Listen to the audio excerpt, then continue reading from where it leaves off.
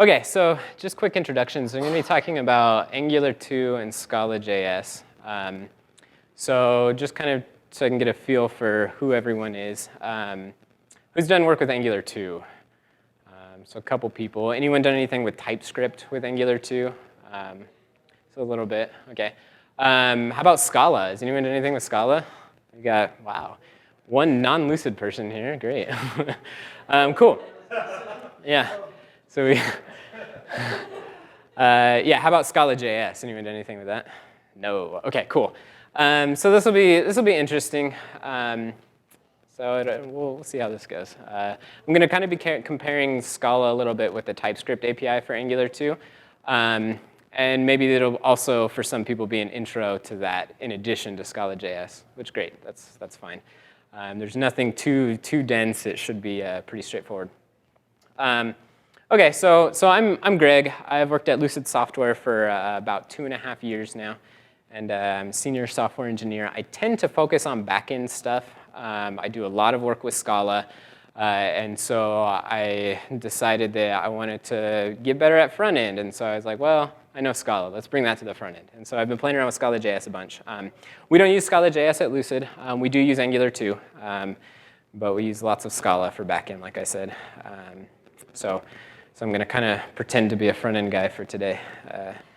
Yeah, so Lucid, our main two products are Lucid Press and Lucid Chart.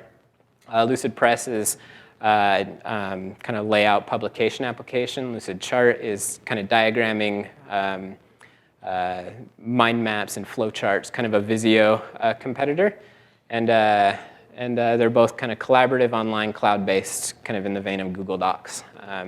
So we use a lot of cool stuff. Like I said, we use Angular 2 currently. We use a lot of TypeScript now. We've been moving a lot of our JavaScript to TypeScript lately.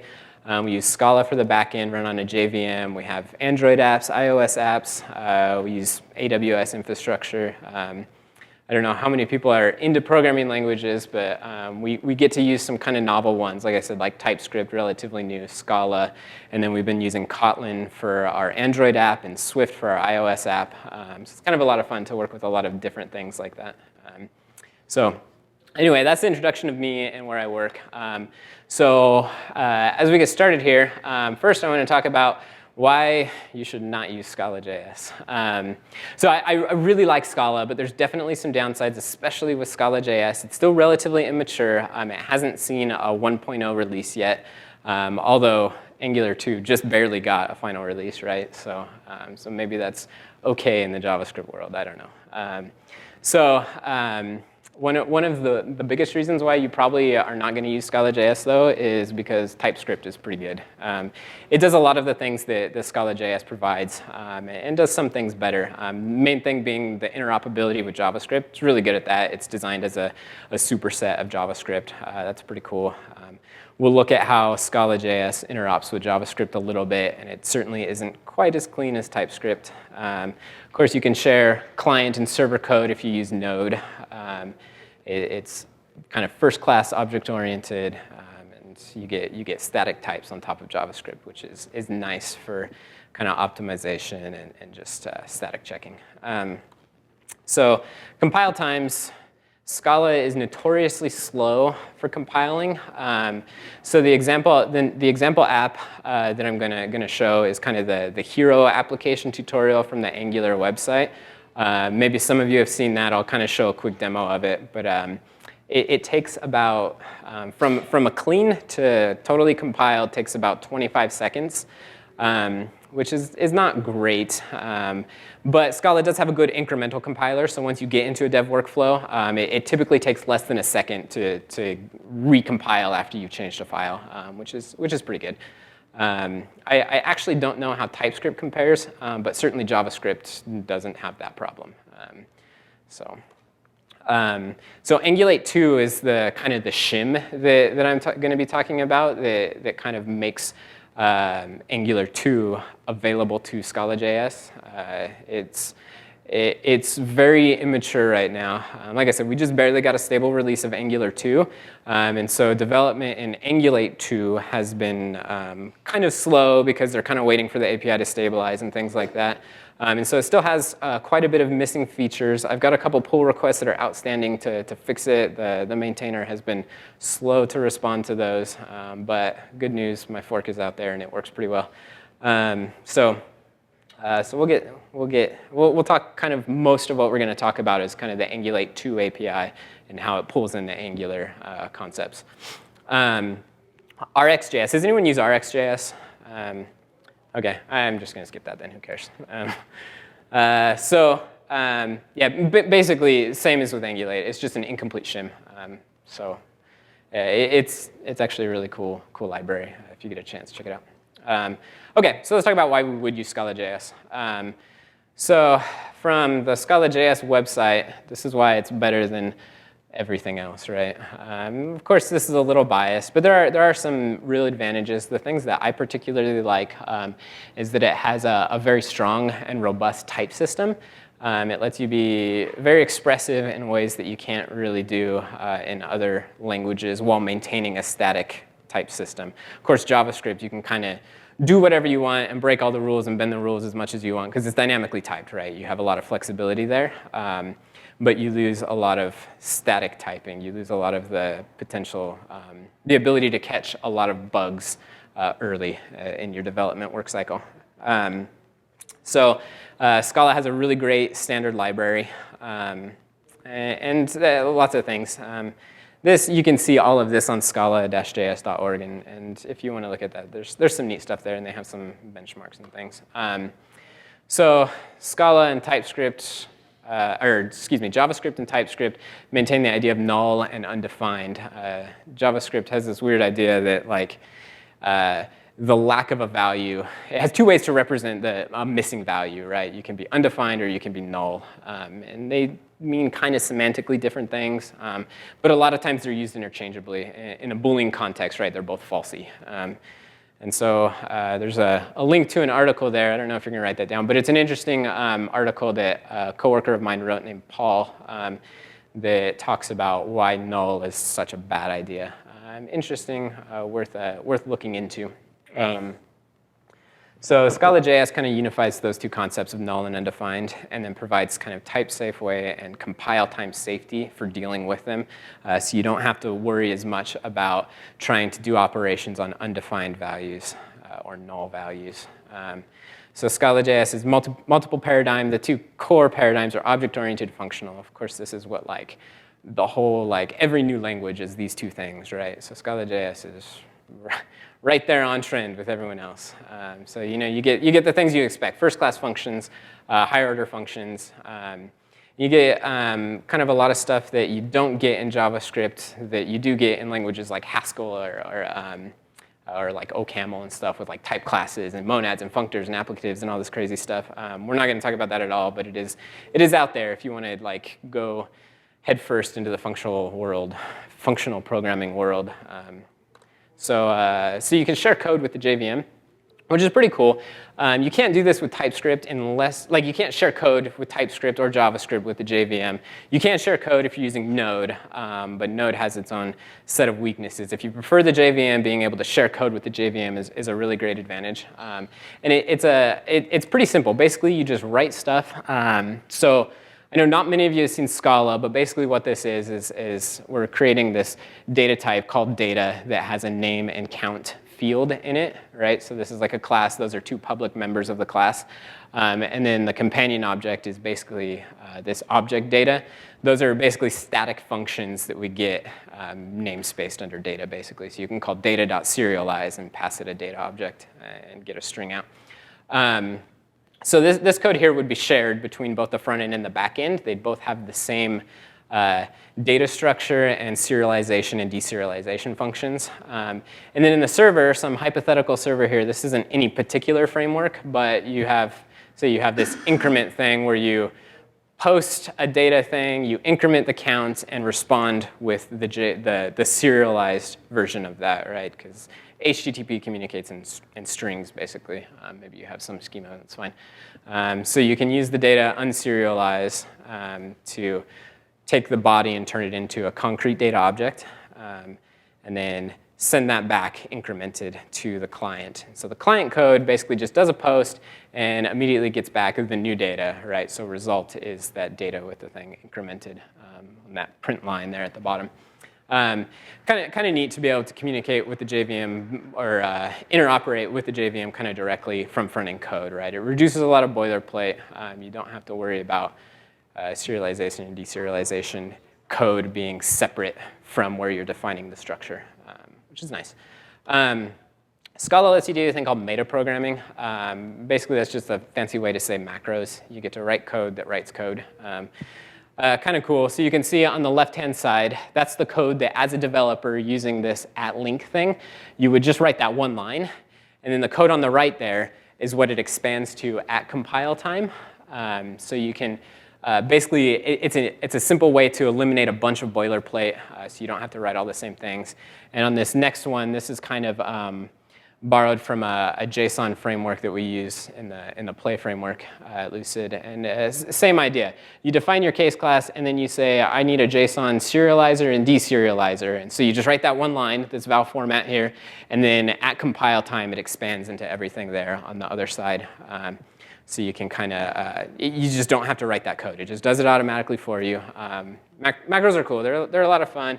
They can be super complicated and kind of hairy, but they're neat. And I like them.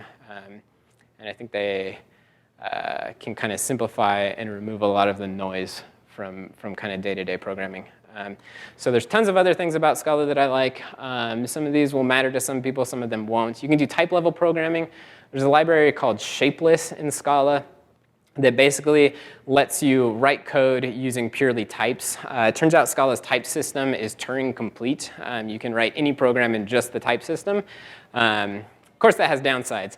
That also means that the Scala's type system is it suffers from the halting problem, right? You can't know for sure if it's actually going to finish compiling. You could get into an infinite recursive type level thing, which is crazy, but also lets you to do some really neat expressive things. Scala has tail call optimization. I think that's coming to JavaScript pretty soon. Yeah. It's not real topology, right? I'm sorry? It's not real topology. So yeah, okay. It's not. It does direct tail call optimization. So it won't, like, if two functions call each other, it's not going to tail call optimize that. But if one function calls itself in tail position, it can tail optimize that.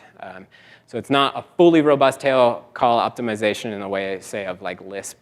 I actually don't know of any other languages besides Lisp that do it right. So maybe JavaScript will soon. I know they're talking about doing it there.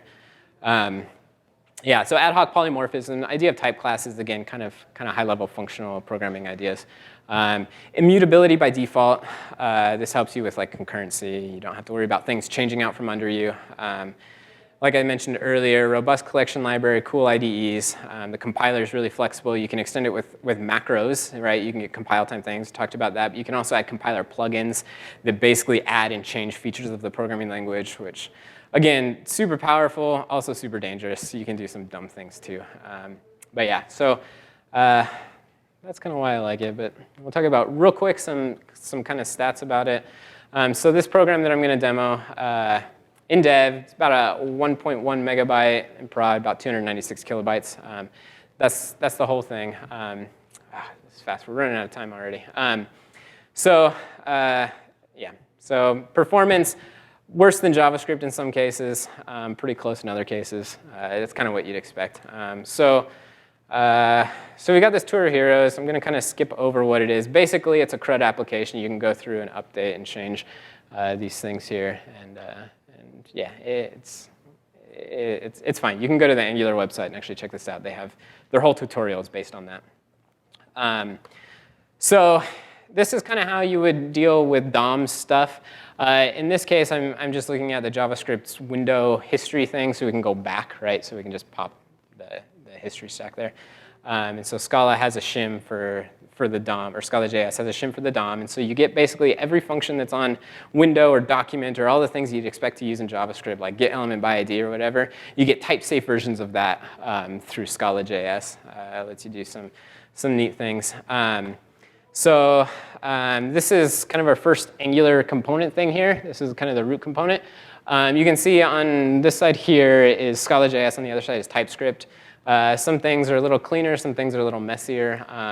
Like this, how you express arrays in Scala.js, or a JavaScript array, is not quite as clean, but it's also explicit in what you're getting, right? You get a js.array. And then these guys, those little @@ things, those are actually also an array, but this is an Angulate 2 macro that takes a type, right? So router directives and hero service, those are types, and it actually expands them into a concrete runtime array. It kind of reifies the types, basically. That's kind of a weird thing, but basically it's a weird kind of quirk of Angulate 2 that I'm hoping to fix one of these days. And so dashboard component is kind of the next component. This gives you a small list of heroes. In the UI is probably not as relevant here. But this highlights kind of a neat thing with Scala's collection library. So that HS is, I believe it's a collection of the heroes, a collection of items. And so I can drop the first one and then take 4, right? So we get kind of a semantic read of what this operation is doing. We're dropping an element, and then we're taking the next 4 and saving that into the heroes variable. And so you can kind of see here what that looks like with more concrete data. You can see that the list, it gets 2 through 5 in that list. And then these APIs work on various data types as well. Basically, any of the Scala collection types, whether it's like a set or prior to queue or whatever, you can do these same kind of operations and get simple things out of it. It lets you be kind of expressive, because I mean, this kind of thing you'd have to do with like a weird for loop in JavaScript probably. Although I don't know JavaScript that well, so maybe it's easier than I think. So here's a kind of cool thing with Scala. You get infinite collections work in Scala as well. So I'm not going to really explain this primes thing up there. There's a lot of like kind of weird syntax, and you'll find that in Scala that's true a lot of the time. But basically what it's doing is it's creating a prime sieve, right? We're able to create an infinite list of primes right here.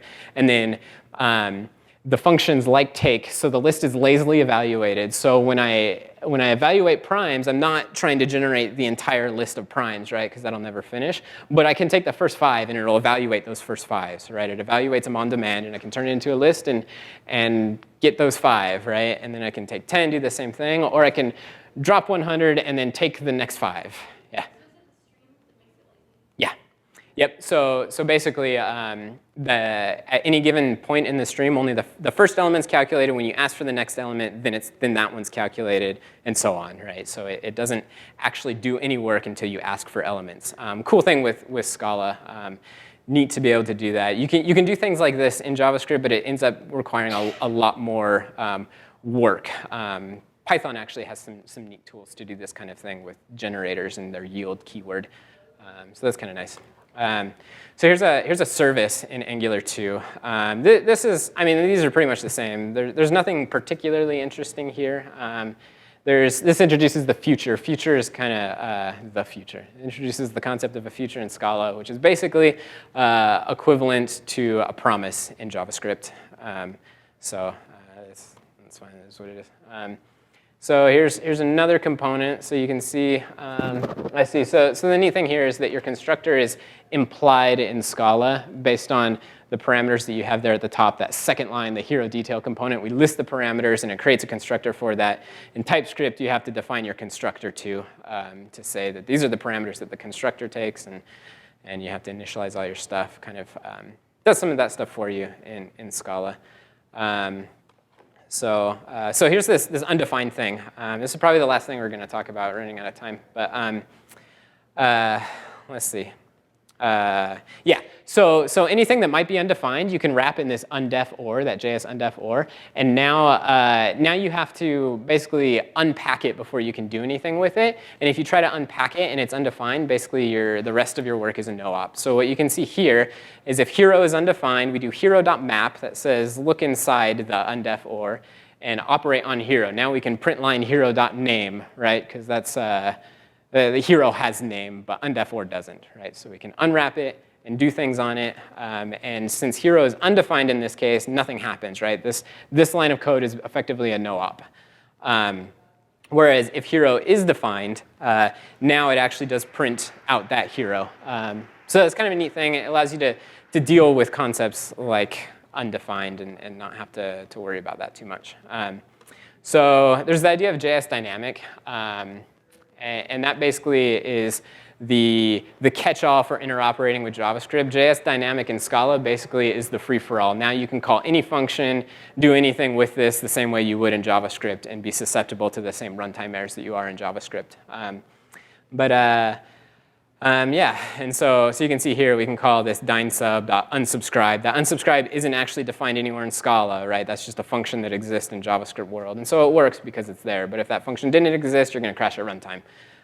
So that's which is what you'd expect in JavaScript, right? So I think I'm pretty much out of time now.